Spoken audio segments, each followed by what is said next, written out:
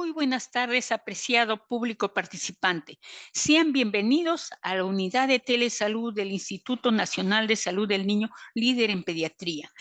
Iniciamos el mes de febrero con un tema muy importante dirigido a la comunidad. El doctor Billy Reina Blas, médico residente de pediatría, nos brindará conocimientos en relación al síndrome de Down. Queda con ustedes el doctor Reina. Escuchémoslo, por favor. Prestemos atención. Ya.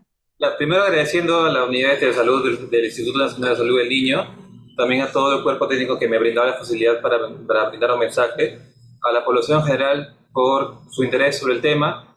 Esta exposición es una TLIS, está orientada al público en general, en especial a los familiares, a los que cuentan con pacientes con dicho síndrome, ¿no? Una gran importancia con respecto al seguimiento y algunos datos importantes que en realidad estoy muy interesado en que se lleven la información a sus casas. Con respecto al síndrome de Down, hay que tomar en cuenta la definición. Eso es un conjunto de características propias de una alteración que conlleva a la cromosoma 21, ya sea por una ganancia de un cromosoma 21 de más, por lo que las alteraciones de las cromosomopatías del tipo 21, lo más frecuente es la trisomía, como ya voy a adelantar. También como consecuencia de ello, a nivel de la población, es la principal causa de discapacidad intelectual de origen genético. Y además, no solamente eso es lo más importante, sino que junto con esta mutación, está asociado a mayores efectos que pueden implicar órganos vitales como, por ejemplo, el corazón, que pueden ser muy relevantes en su vida, en su pronóstico. Por lo cual, esa exposición está orientada a identificar o ayudar al familiar o al tutor de un paciente con síndrome de Down en la importancia del seguimiento de estos pacientes en la consultoría externa. Por lo cual, el paciente requiere un manejo integral, también médico, odontológico, psicológico y también funcional, para que ese paciente pueda integrarse a la sociedad. Bueno, con respecto al cromosoma 21, yo como ya lo había mencionado, estos pueden tener diferentes mutaciones. La más frecuente es la trisomía 21, es decir, la ganancia de un cromosoma de más. Como pueden ver en esa imagen, esos cromosomas se distribuyen como en parejas, ¿no? 6, 7, bueno, lo que podemos ver acá en la imagen. Pero vemos justamente esa imagen del 21, en los cuales vemos que hay tres cromátidos, ¿no?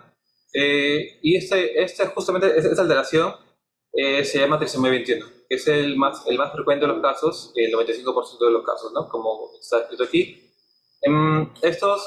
Esta alteración tiene causas, en realidad, no hay ninguna causa dilucidada, pero sí hay una explicación de por qué se forman esta mutación. Porque esto ya se sabe que cuando se forma el embrión, ¿no? el nuevo ser vivo, tanto la madre y el padre aportan la mitad de los genes para formar el nuevo ser vivo. Pero para ello va a tener que el ovocito, el espermatozoide, para que se produzcan, van a tener que dividir su material genético en dos. O sea, estas parejitas se van a dividir solamente van a haber un par, ¿no? O sea, un solo cromátido. Cuando se unen realmente, cuando forman un nuevo ser vivo, forman esas parejitas que son los cromosomas. Lo que pasa es que tanto la madre o el padre, al momento de formar un nuevo huevo, cigoto o espermatozoide, espermatozoide, perdón, no hay una buena disyunción, es el término médico para ello.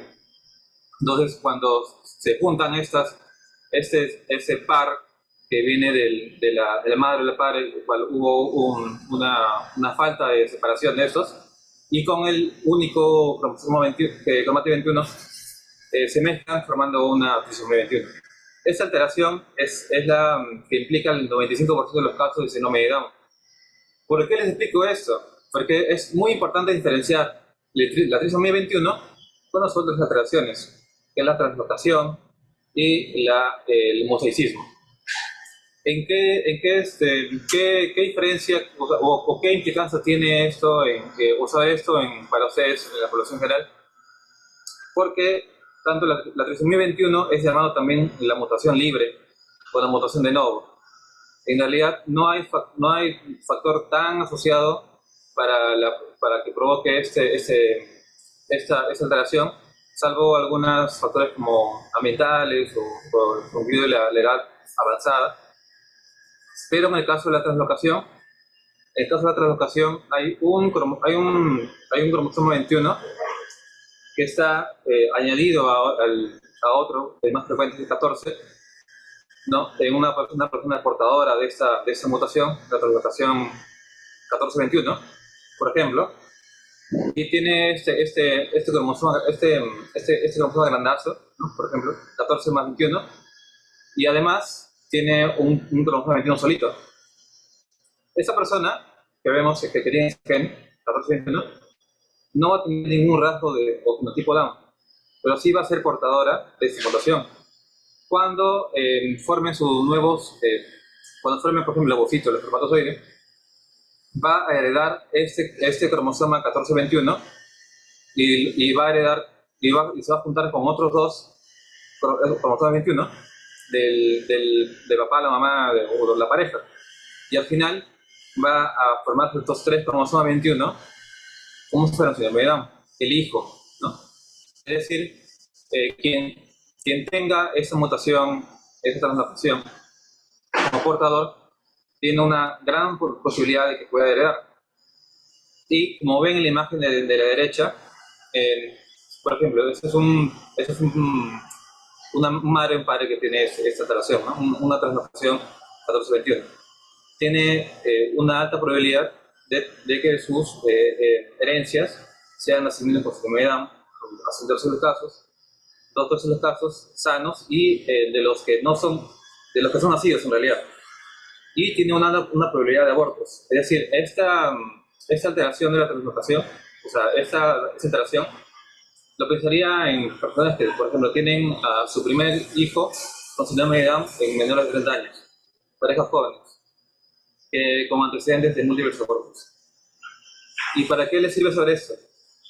Porque el primer examen que se le indica a un paciente con fenotipo Down, que se identifica por características clínicas, el síndrome de Down, es el cariotipo. Y es muy importante hacerlo porque hemos visto muchos pacientes que, solamente tienen diagnóstico de fenotipo Down, síndrome de Down, pero no ha sido evaluado para un cariotipo. O el familiar no se ha enterado de que se tiene que hacer ese tipo de exámenes, no solamente para diagnosticar, sino también para la futura consejería genética que se le va a realizar a la pareja. También otro tipo de mutación es el tipo mosaicismo, lo cual es una alteración, como ya les comenté, de no disyunción, es decir, no se van a separar ese par 21, pero después de haber formado el embrión. Solamente unas cuantas células van a tener esta mutación y, como verán acá, un ejemplo, ¿no? Un paciente con mosaicismo, solamente algunas partes de sus órganos o genes van a tener una trisomía 21. Ese tipo de pacientes son muy variables, pueden tener los rasgos de tipo Down sin, por ejemplo, la discapacidad intelectual, sin, por ejemplo, alguna alteración cardíaca, gastrointestinal, endocrina, pero sí también va a haber otros pacientes que no tengan rasgos de tipo Down, pero sí tengan todas estas alteraciones. O sea, puede ser de muchas presentaciones. Este tipo de mutaciones son muy raras y en realidad me voy a enfocar más en lo más común, ¿no? Que los que se presentan como trisomía 21 o otras mutaciones. Y eso es lo que les estaba comentando al comienzo, ¿no? Saber el tipo de mutación es muy importante. Una trisomía 21 es diferente a tener una mutación de translocación. ya que, como ven en esa parte la parte derecha del cuadro, hay un riesgo de recurrencia. ¿Qué quiere decir eso? Si es que tengo un hijo con síndrome de Down, ¿cuál es la posibilidad de que mi segundo o tercer hijo tenga? Si es una trisomía 21, o como también le dicen, una mutación libre, el riesgo en realidad es un poco más elevado de un embarazo normal y de una madre con igual edad. Porque pueden haber algunos factores ambientales o la edad misma que pueden aumentar un poco el riesgo, pero en realidad no es muy significativo. Pero sí lo es cuando hay una translocación. Y depende del tipo de mutación para que uno tenga el riesgo de recurrencia en porcentajes. Por eso es muy importante tener ese tipo de exámenes, el serotipo, y también pasar consulta por genética y pasen justamente la consejería genética para que les puedan orientar sobre este tipo de riesgos. Bueno, con respecto a las características de un paciente con síndrome de Down, hay que primero tener en cuenta el fenotipo Down. Cuando hablamos de fenotipo Down, hablamos de todas las características físicas externas que tienen estos pacientes. Por ejemplo, en las características faciales, con los pabellones auriculares con una implantación baja, es el término que usamos, por debajo de la comisura externa de los ojos. También es cuando hay un pliegue que va a comprometer o a ocultar el borde interno de ambos ojos, como si fueran una presión asiática, ¿no? Un epicanto. También occipucio plano, es decir, la parte posterior de la cabecita está plana. Acá le colocan también RM, ¿no? Hay cierta discapacidad intelectual, eso depende también de cada caso es diferente. También características como el surco simiano en la manito, ¿no? También la excesiva separación del primer y segundo dedo de ambos pies, que también nosotros le llamamos como signo de sandalia. Muy asociado a ello también es la hipotonía muscular, que generalmente es a predominio de miembros inferiores, la de piernas, y esto también puede haber generado un retraso en el desarrollo psicomotor a nivel de motor, ¿no? Y otras alteraciones como por ejemplo cardiovasculares, que ya las voy a detallar más adelante, gastrointestinales como por ejemplo una mala generación, una mala genesia del tracto gastrointestinal, que en los tres llamados puede tanto atresia o stenosis. También una alteración en la motilidad intestinal llamada enfermedad Fishbone, que puede evitar que no elimine las primeras heces de la infancia y pueda obstruirse. Entonces, todo ello forma parte de la evaluación del recién nacido con fenotipo Down y también de su seguimiento. Eso es lo más importante en esta profesión. Siguiendo con esas características, hay también, como le he ya adelantado, alteraciones asociadas, entre las más frecuentes está la discapacidad intelectual, el retraso del crecimiento, también hay un menor talla ponderal con respecto a la población en general. También hay diástasis de músculos abdominales, es decir, pueden notar en un momento dado que los músculos del abdomen están separados y puede haber una protrusión. Eso puede alarmar mucho a los familiares, pensando que, por ejemplo, si fuera una hernia, ¿no? Igualmente, esos tipos de alteraciones que tienen que ver con un especialista. También pueden tener hiperlaxitud, síndrome de hiperlaxitud, que puede condicionar a pie plano, eso ya lo voy a detallar más adelante. Hipotonía ya lo había mencionado. También alteraciones en la morfología de la cabeza, ¿no? La región occipital plana, la cefalia. Alteraciones también en las zonas genitales hipotróficas, es decir, de tamaño disminuido. Y bueno, y etcétera, ¿no? Pues, todo eso lo voy a detallar más adelante, porque eso va a explicar cada uno de los siguientes que va a tener que tener el niño en consultoría externa. Como ya había adelantado, el serotipo es un examen muy importante para el diagnóstico. Primero, el paciente se tiene que identificar el fenotipo Down. Se puede identificar de forma prenatal, en la ecografía del segundo trimestre, o al nacimiento, aunque muchas veces los neonatos al nacimiento pueden tener algunos rasgos o pueden nacer con edemas, los cuales, o con algún traumatismo que puedan, eh, no pueden hacer tan evidentes los rasgos de fenotipo Down, o también en los controles, ¿no? Pero todo esto se tiene que complementar con cariotipo. Y la importancia del cariotipo, como lo digo nuevamente, no solamente es para el diagnóstico, sino también es para la consejería genética. Como ya le había explicado, no solamente existe un tipo de mutación que pueda provocar síndrome de Down, aunque sí, todo ello implica la alteración del cromosoma 21 o la ganancia de la función del cromosoma 21.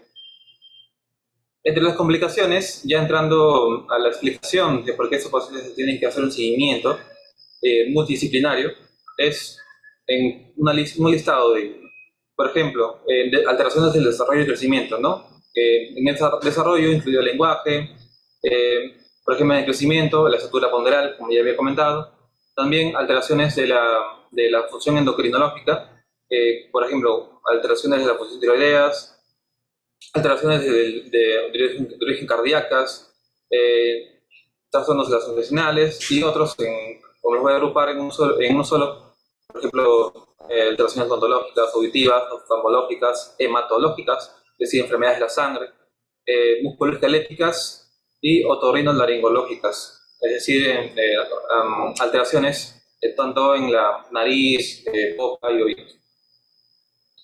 Bueno, detallando más a fondo de cada una de las alteraciones, primero voy a comenzar con los problemas asociados con el crecimiento y desarrollo.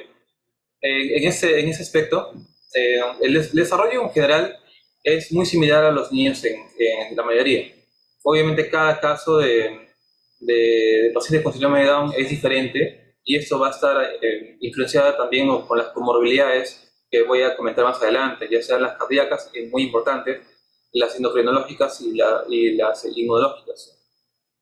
Pero de por sí tienen mayor dificultad en las áreas del área motora, en el área de aprendizaje, en el área de lenguaje.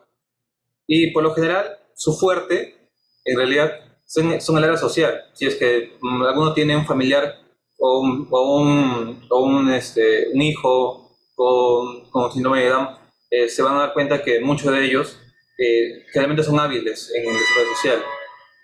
Pero un 7 al 19% puede estar con una comorbilidad llamado trastorno espectro autista. Y en estos casos sí puede haber una alteración en el desarrollo social. Como les comento, estos tipos de estadísticas son en general a los pacientes que tienen o no comorbilidades, ¿no? Y justamente este cuadro, este pastel que estoy mostrando en el lado izquierdo, este es un estudio en España en el año 2001, en donde se estudiaron a los pacientes con síndrome de Down con respecto a su nivel de inteligencia, ¿no? Y gran parte de la mitad del pastel solamente están implicados con pacientes con discapacidad intelectual leve a moderada, ¿no? Y un cuarto del pastel a severa, pero no llegan a tener una discapacidad intelectual profunda, solamente un 5%. Siguiendo ahora con los problemas de crecimiento y desarrollo, también tenemos, ya como he mencionado, alteraciones en el lenguaje. Los pacientes con síndrome de Down tienen mucha dificultad para manifestar por el lenguaje hablado sus pensamientos o sus sensaciones, sus sentimientos. Lo que sí les va muy bien es el lenguaje de señas en muchos casos, y de por sí le va muy mal el habla. Obviamente todo esto se puede paliar si es que entran a una intervención temprana o a rehabilitación con terapia del lenguaje, pero obviamente dentro de las capacidades que tienen los pacientes. En realidad también ellos entienden más de lo que pueden manifestar. Esa es una frase que se utiliza muy a menudo al escribir el lenguaje en estos pacientes.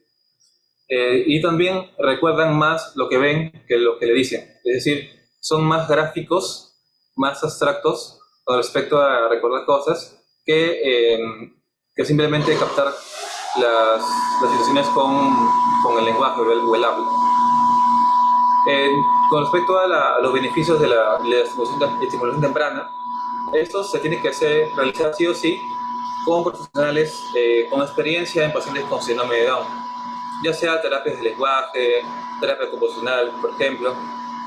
Y esto puede tener beneficios, aunque son igualmente dentro de, obviamente, sus capacidades del desarrollo en global, el trastorno del comportamiento alimentario que podrían tener, en el lenguaje, en la integración social, la adaptación entre padres e hijos y el pronóstico académico, que también puede tener beneficios en esos pacientes que, por ejemplo, entran a terapia de aprendizaje, obviamente adaptados a su diagnóstico, ¿no? Igualmente, así como hay terapias adaptadas para pacientes con trastorno espectro autista, también hay terapias adaptadas para pacientes con síndrome de Down. Y este cuadro de la derecha es un cuadro en el cual se ven los hitos de desarrollo asociados a un paciente con síndrome de Down. No son los mismos que los niños sin diagnóstico de síndrome de Down. Por eso, esos cuadros generalmente mejor dicho, lo usamos los pediatras para valorar al paciente con síndrome de Down. Por eso es necesario que estos pacientes lleven sus terapias con un pediatra. Si es que, y en un centro de salud, ¿no? Centros de salud materno infantil tienen pediatras, los cuales pueden llevar el PET de esos niños, ¿no? Por ejemplo, la marcha libre, por ejemplo, 24 meses, ¿no? Generalmente la marcha libre se logra a los 12 meses en adelante. Gateo, 18 meses, ¿no? Ese gateo se logra a menos meses, ¿no? Unos 8 o 9 meses. Rodar, 12 meses, ¿no? A los 6 meses ya uno ya está rodando, en realidad. Pero esos son ya retrasos del desarrollo, pero a nivel motor, como van leyendo aquí, son más de mecánicos, ¿no? El control cefálico, la bipedestación, el sentarse con apoyo, sin apoyo, ¿no? Todo eso, por la misma hipotonía que casi está en el 100% de los casos, hasta el 80 o 100% de los casos, tienen que ser evaluados de manera diferente. No tienen que ser evaluados con la misma vara con un niño que lleva sus controles con ese cuadrito de desarrollo que ven siempre en las consultorias, ¿no?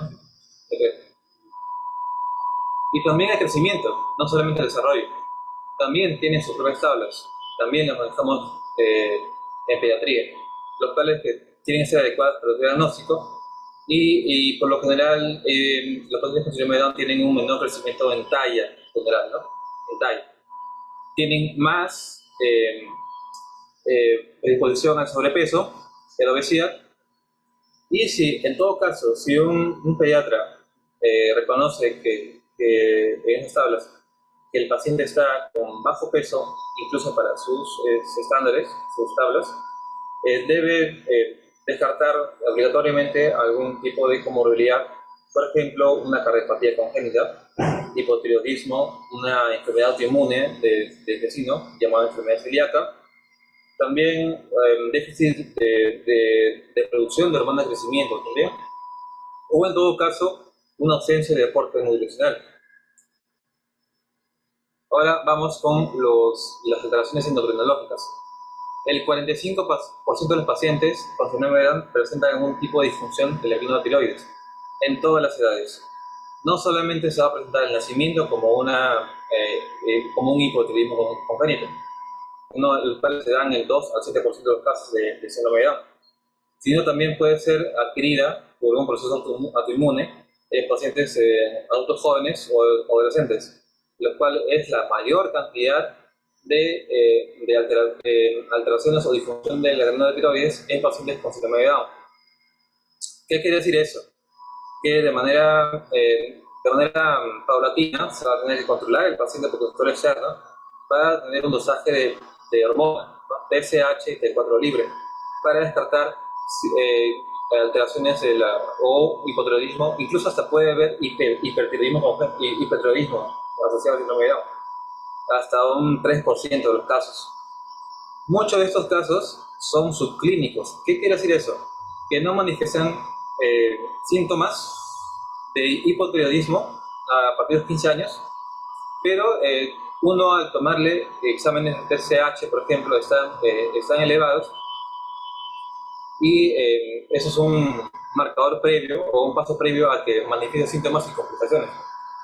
Por eso reafirmo que, bueno, es muy importante que esos pacientes acudan al consultorio para hacer siempre estos dosajes, ¿no? Como ya he comentado acá, muchos casos esos son casos subclínicos y otras alteraciones endocrinológicas, es decir, la parte hormonal. Por ejemplo, diabetes mellitus se dan en 10% de los casos, como ya había adelantado, obesidad se presenta hasta el 50% de los casos, hipogonadismo, es decir, tamaño disminuido de las gónadas, de los genitales, y también hipogenitalismo. Las alteraciones cardíacas son también frecuentes, de un 40 al 60% de los pacientes con síndrome de Down presentan algún tipo de cardiopatía congénita. En general se dice 50%. Estos pacientes se tienen que tener mucho cuidado con respecto al descarte de la cardiopatía congénita.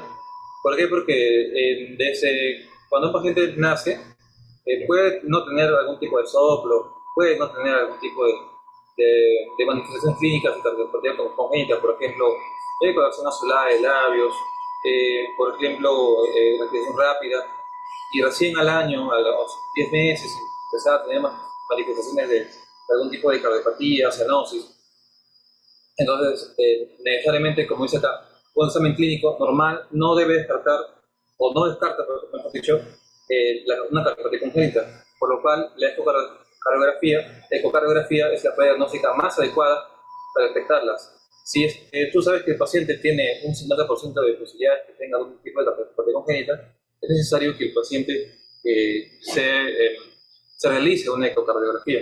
Y estos datos debe tenerlo familiar muy en cuenta, porque muchas veces el paciente sí se le hace una ecocardiografía, un ecocardiograma, y no lo tienen, por ejemplo, apuntado, o por ejemplo se les comenta, pero no se le da la importancia debida, ¿no? Porque al final le repetimos exámenes, pues, en realidad quitamos cupos a otros pacientes que sí necesitan un ecocardio ese día. Entonces es muy importante tener estos exámenes que se realizan de manera rutinaria en pacientes en cuenta, ¿no? O si no anotados en un cuaderno o un libro. Bueno, la ecocardiograma se debe realizar en un paciente en etapa neonatal, es decir, durante el primer mes de vida, a los 6 meses y al año, según recomendaciones internacionales. Lastimosamente no todos los hospitales tienen un ecocardiograma. Otra vez lo tienen, pero no tienen la especialidad de, por ejemplo, un cardiólogo pediatra o un cardiólogo a la mano para que se pueda realizar un control o un descarte. Por lo que esos pacientes, como ya había repetido, tienen que ir a control con un pediatra y por suele ser no valorar que esos pacientes tengan esos exámenes. Bueno, seguimos con las alteraciones cardíacas. Como ya había comentado, bueno, eso es lo que ya he comentado, ¿no? Y eso es la distribución de las cardiopatías en realidad. A ver, creo que no puedo dibujar, ¿no? Bueno, estas son las alteraciones en realidad que puede tener un paciente. Lo más frecuente es el canal atrioventricular, lo cual hay una alteración o una comunicación tanto de las aurículas y ventrículos, se mezcla la sangre, ¿no? O si no, un defecto del septo que hace que comunique la sangre a nivel auricular, ambas aurículas, o también a nivel auricular. Estos defectos son fácilmente identificables con el examen físico y también con un ecocardio.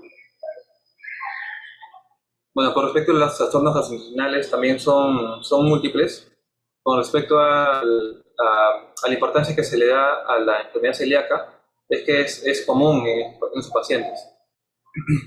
Bueno, igualmente, las recomendaciones internacionales se solicitan que se hagan unos marcadores serológicos a los 2-3 años de edad en un paciente con síndrome de Down, aún así no tenga síntomas sugestivos de ello. Por ejemplo, diarreas prolongadas, ¿no? Dolor abdominal con alimentos que contengan gluten, De todas maneras, si tienen alguno de estos síntomas, se tiene que igualmente hacer un dosaje de estos marcadores biológicos. Otro tipo de alteraciones gastrointestinales son las quirúrgicas. Por ejemplo, una atresia duodenal que se puede diagnosticar al nacimiento, megacolon o enfermedad de Hirschsprung, los cuales existe una alteración en la motilidad intestinal que no permite eliminación adecuada de heces, incluso la primera heces de la vida, del nacimiento, ¿no? Es el mejor. También alteraciones del páncreas, como para escolar, por ejemplo. Y otras alteraciones, por ejemplo, las alteraciones otorrinolaringológicas, como les he comentado, tanto de la nariz, boca, oídos. La misma situación estructural de la vía aérea del paciente con síndrome de Down, que aparte de tener adenomegalias muchas veces o amígdalas hipertróficas, hipotonía, también esto condiciona a que haya más infecciones de oído, es decir, una otitis media aguda en casi el 70% de los casos. También problemas de sinusitis, es decir, infecciones a los senos paranasales. También que se enfermen muy frecuentemente, por ejemplo, una nasofaringitis. Y eso también puede provocar que en las noches el pequeño ronque, por ejemplo, tenga apneas de sueño y tenga un futuro ya de adulto hipertensión arterial, ¿no? Secundario a ya ese problema que tenía ya mucho tiempo.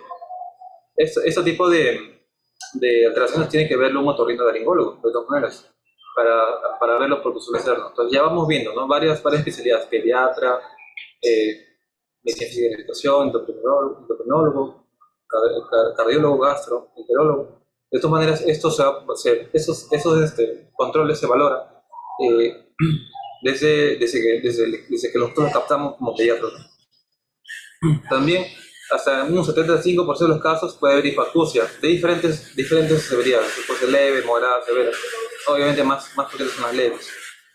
Entonces también se debería tener un despistaje al inicio, justamente con emisiones autoacústicas o con protecciones de bocado auditivo. También puede tener alteraciones oftalmológicas hasta un 60-80% de los casos. Puede haber un estrabismo, ¿no? Hasta un 36% de los casos. También anomalías de la extracción. ¿Qué quiere decir eso? Que el paciente tenga miopía, astigmatismo, hasta un 36%, o 36% hasta un 80% de los casos, que usen lentes a la edad escolar, unos 6-7 años. También otro tipo de alteraciones ya más severas, como cataratas, por ejemplo, glaucomas congénitos, también blefarosis seborreica ya menos severas, blefaroconjuntivitis, y también estenosis del conducto lacrimal, que puede provocar infecciones de repetición, ¿no? Una dacrocenosis. También hay enfermedades odontológicas. La enfermedad periodontal es muy frecuente también en esos pacientes. Por ejemplo, un retardo en la erupción dental, por ejemplo, dientes hipoplásicos, es decir, dientes pequeños, oligodoncia, hipodoncia, alteraciones en la estructura dentaria, por ejemplo, ya ha habido, ¿no? Evidentemente la hipoplasia, hipocalcemia. Esto es debido a qué? Debido a que la saliva de los pacientes muchas veces es un poco más ácida, puede haber mayor erosión a nivel de las piezas dentarias, formar caries, y como ya había comentado, ¿no? Hipodoncia, oligodoncia. También alteraciones en forma, también como incisivos cónicos, también apiñamiento dentario, es decir, empiezan a erupcionar los dientes uno tras de otro lado, ¿no? Bueno, todo eso también tiene que verse por el servicio de odontología. También hay alteraciones de la cavidad oral, ya había comentado, ferostomía, es decir, sequedad, ¿no? Y formación de sarro, excesivo de sarro, placa dentaria, por las mismas características que les comentaba la composición salival. También hay protrusión de la lengua, ¿no? Hacia afuera, labios fisurados, macroglosia, y por este motivo hay una respiración bucal, incluso hasta bruxismo. Y justamente cuando la hipotonía no solamente afecta a miembros, a extremidades, sino también hay una hipotonía muscular peribucal, lo cual va a haber dificultad para la alimentación y eso va a requerir algún tipo de terapia.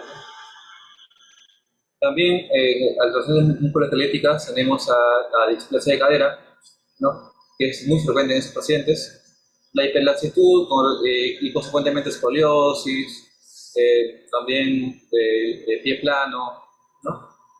Contracturas musculares frecuentes, que el paciente, por ejemplo, no tolere caminar muchas cuadras, o por ejemplo, se cansa rápido se cansa rápido al correr, pero no es un problema bronquial, no es un problema de corazón, sino que es un problema muscular, ¿no? También, como comento, pie plano, lesión de rodilla también, ¿no? Que se caiga muchas veces, eso puede provocar problemas para la marcha. A nivel hematológico, es decir, enfermedades de la sangre, hasta 1.2% de los casos de anemia y hay un alto riesgo de deficiencia de hierro, generalmente secundaria o una trastorno de la conducta alimentaria que puede haber en estos pacientes. También alteraciones como mieloporesis transitoria normal, ¿no? Y hasta la leucemia, hasta en 1% de los casos. Es por eso que los pacientes de recién nacidos deberían tener un control de hemograma o en todo caso en sus controles por consultorio de salud para hacer seguimiento de estas filtraciones que podrían potencialmente aparecer en los primeros años de vida. También enfermedades autoinmunes, ya lo había comentado, puede haber tiroiditis de Hashimoto, ¿no? Enfermedad celíaca, puede haber Graves, ¿no? Todas esas ya lo había comentado ese es el hipotiroidismo, el hipertiroidismo, ¿no? Ya del paciente adolescente o de adulto joven. También puede haber, así como puede haber esas enfermedades, también puede haber diabetes, no tipo 1, y en muchos casos puede haber alopecia, es decir, caída de cabello, y en casos raros, ya comentados, artritis idiopática juvenil, es decir, una enfermedad autoinmune que afecta a las articulaciones y en muchos casos a veces puede tener implicancias sistémicas. Bueno, entonces con todo lo ya mencionado con respecto a las complicaciones, todo esto se ha mencionado para tener un fundamento de por qué los seguimientos son muy importantes en esos pacientes. Los seguimientos en estos pacientes tienen que ser controles periódicos. No, de pediatría. Pediatría. Pediatría.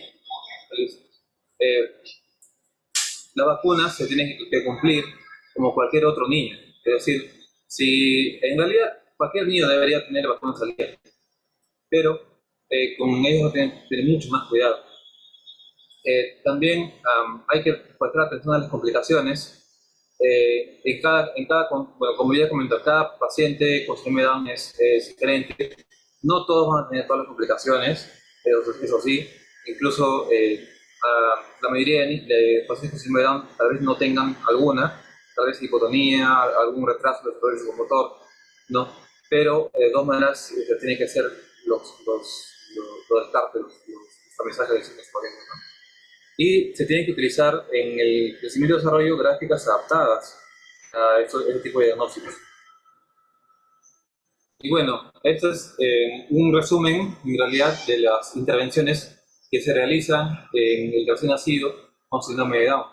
Y ya luego, en las consultas posteriores, se van a valorar el que se repitan o el que sigan los controles por el consultorio por esa especialidad. En general, los pacientes con síndrome de Down recién nacidos, claramente a la exploración física, vamos a tener hipotonía, es decir, el tono de las piernas y los brazos están disminuidos, y que ese paciente puede ser encaminado que por su deseado ya se le haga una evaluación de práctica. Como le había comentado al inicio de la exposición, es necesario hacer una confirmación del diagnóstico y que al momento de solicitar el calotipo, eso sea visto por el genetista para la respectiva consejería genética, que es muy importante.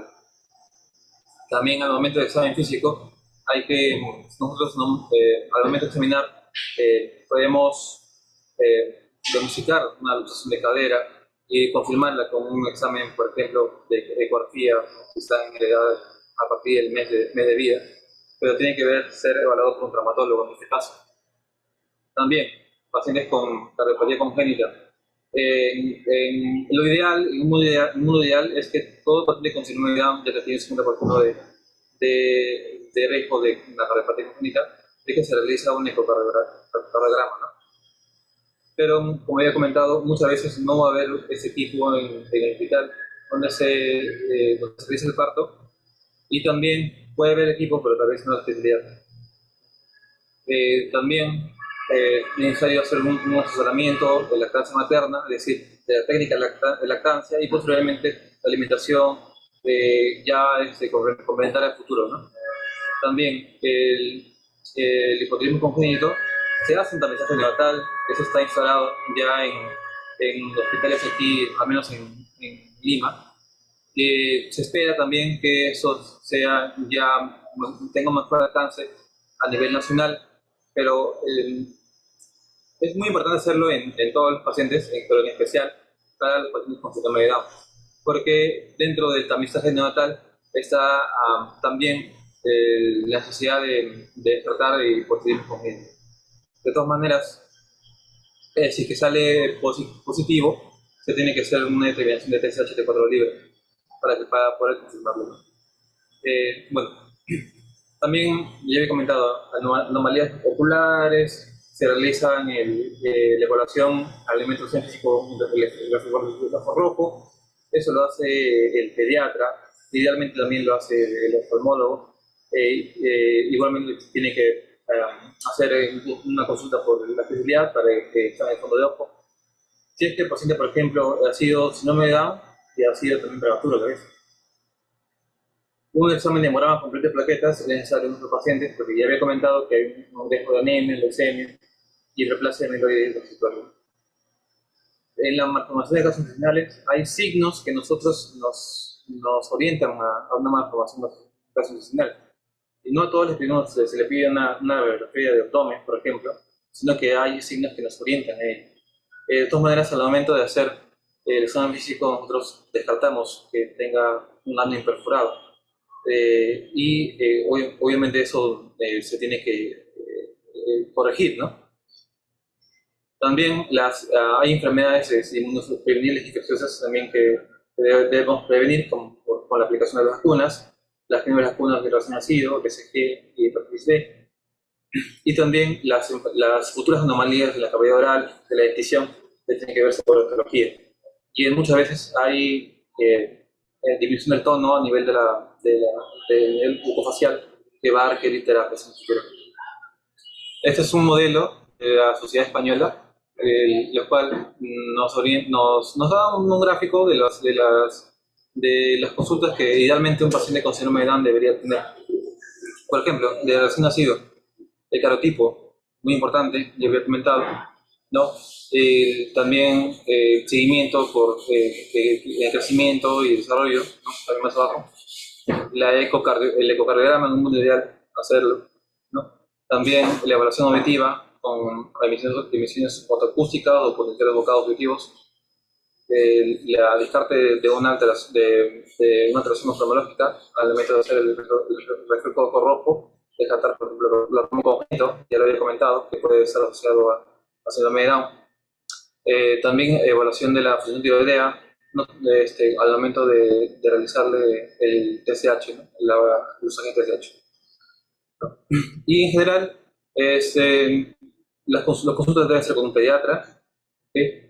Y algunos exámenes se pueden repetir, por ejemplo, no solamente se puede hacer el ecocardiograma al nacer, sino también a los 10 años, ¿no? Y los dosajes de TSH y T4 libre se tienen que hacer de manera rutinaria, por ejemplo, acá, en tiroides, a los 6 meses, a los 12 años, luego cada año, ¿no? A los 9-10 años ya que empiezan a ver ya otro tipo de patología, no solamente hipotiroidismo, ¿no? Congénito al comienzo del año de vida, sino también enfermedades autoinmunes de la tiroides, ¿no? Y así, ¿no? Descartes, por ejemplo, de enfermedad celíaca, ¿no? Desfajes de anticuerpos a los 3-4 años, a los 6-7 años, ¿no? Y, por ejemplo, ya de descartes de escoliosis, ¿no? El retorno cervical y todo esto diagnósticos. Me gustaría que de esta exposición saquen lo importante, ¿ya? que son estas dos conclusiones. Por ejemplo, el diagnóstico que se realiza en el síndrome de Down es tanto la identificación del fenotipo. ¿Ya? Esa identificación se puede hacer mediante estudios prenatales con ecografía, ¿no? También al momento de nacimiento, identificación del fenotipo y incluso los controles. Y cuando una vez que se confirma que tiene un fenotipo Down, se debe pedir el calotipo. Y el calotipo no solamente va a servir para el diagnóstico, que es importante, sino también para dar consecuencia genética, ¿no? ¿Quién sabe si es que alguno de estos padres tienen algún tipo de translocación? No es lo común, sí he visto, no es lo común, un 4% no es lo común, 95% de los casos es una mutación libre, es decir, una mutación de novo, nada. Algunos factores ambientales, como ya he comentado, la edad avanzada es uno de los factores más de 65 años, o también otros factores ambientales que también se han estudiado, que tampoco no están muy asociadas. Y lo segundo, que me gustaría que tengan en cuenta, es muy importante los seguimientos. Cuando un paciente, por ejemplo, nace en un hospital grande, por ejemplo, el hospital de San Bartolomé, no, en la maternidad, se realizan estos tipos de exámenes. Muchas veces se le hacen, pero no se tienen anotadas en una cuaderno tarde, por ejemplo, o se tiene muy en cuenta esos valores si salieron negativos. Con que ya lo han hecho y salen negativos es muy importante, porque luego los vemos y no sabemos si en verdad eso se hicieron o no. Y obviamente la memoria es frágil, todos tenemos memoria frágil, y es mejor tener anotado en un cuaderno todos los exámenes que se hagan a estos pacientes y lo que recomiendan las subespecialidades, las especialidades que se ven en consultorio externo. También nosotros hacemos una evaluación clínica, al momento del examen físico, podemos tener sospecha de luxación congénita de cadera, la hipotonía, que puede indicar retrasos en el desarrollo psicomotor, pero finalmente muchos de estos hitos motores del desarrollo, como por ejemplo el caminar, el sentarse, lo logran hacer, o sea, logran llegar a caminar, logran hacer todos esos hitos, salvo que no tengan, salvo si tienen algún tipo de comorbilidad severa, por ejemplo una cardiopatía congénita severa, que puede llevarlo, por ejemplo, a estar en hospitalización, en cirugía. Si no tiene esa comorbilidad, un paciente llega en realidad a cumplir esos hitos motores de desarrollo. Sí les cuesta más en lenguaje, les cuesta más en otras esferas, pero a nivel motor llegan a cumplirlas, ¿no? También alteraciones oftalmológicas y odontológicas que ameritan ser evaluadas por especialistas. Y bueno, eso es el mensaje en realidad que les quiero llegar, ¿no? Y estoy presto para las preguntas de los telescuchos. Muy bien, doctor. Le transmito las preguntas que me han hecho llegar vía WhatsApp. ¿Considera usted que todas las parejas antes de concebir deben hacer una consulta genética para prevenir el síndrome de Down? Sí, deberías, no solamente por síndrome de Down. Ahora, tengo que decirles algo. El síndrome de Down es es la mutación, ¿ya? Es la trisomía más frecuente porque llegan a vivir, o sea, nacen vivos, la gran mayoría de ellos. Entonces, como nosotros los vemos, muchos de los abortos que tienen, por ejemplo, parejas jóvenes, ¿no? Como ya les he comentado, llegan a abortarse porque en realidad tienen una mutación genética que son incompatibles con la vida. Y a veces, por ejemplo, intentan tener uno, dos, tres hijos y no llegan a concebir, incluso hasta no llegan a formar el embrión. Por eso, incluso hasta pueden tener alguna mutación que puedan ser asociadas por ejemplo, a leucemia, no, alguna malformación que pongan en peligro el desarrollo de ese nuevo ser. Por eso lo ideal es que se haga por lo menos un genotipo, ¿no? De ambas parejas. Eso es lo ideal.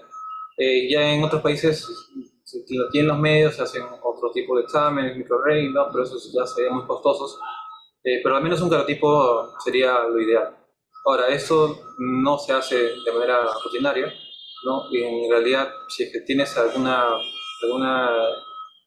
riesgo, por ejemplo, familiares, que tengas varios familiares o síndrome de Down, sí, sí podrías hacerlo, ¿no? Sí te recomendaría hacerlo en ese caso. Bien, doctor. Nos hacen una pregunta más. Bueno, y tiene razón, ¿no? ¿Cómo distinguir a un neonato con síndrome de Down, neonato, de un niño con ascendencia asiática? Ah, ya. Sí, es que no solamente nos fijamos en los rasgos faciales, sino también en las características de la nuca, por ejemplo. Hay un engrosamiento de la nuca, es la jiba que ellos tienen. También en las manitos. También nosotros nos damos cuenta que hay una mano sin le decimos. Es una línea que cruza esta palma de la mano en esta dirección y solamente se ve como una demarcación bien marcada, ¿no? Que puede dividir en dos la mano, por así decirlo. También la característica de los piecitos, ¿no? El primer y el segundo dedo de ambos pies, o un pie, los habéis visto, están muy separadas. Eso se llama signo de sandalia. Es como cuando tú te pones la sandalia, te acomodas la sandalia y separas los dos dedos, el dedo gordo, el dedo índice, los separas. Igual, ellos tienen ese dedito separado. No solamente es un solo signo, también la forma de nariz, ¿no? Porque lo único que se podía parecer a un asiático es el epicanto, ¿no? Y también el aumento del ángulo, el ángulo del ojito. Pero lo demás, la baja implantación de las orejas, no tiene nada que ver, ¿no? El achatamiento de la porción occipital de la cabeza tampoco no tiene nada que ver. Esos rasgos nos hacen diferenciar a un paciente con síndrome de Down de un paciente de síndrome asiático. Bien, doctor. Nos preguntan, ¿existen medidas preventivas para reducir el riesgo? Ok, buena pregunta. En realidad no hay muchas medidas preventivas que sean realmente estudiadas. Sí hay algunos ensayos clínicos, pero no hay mucha, no mucha evidencia en realidad.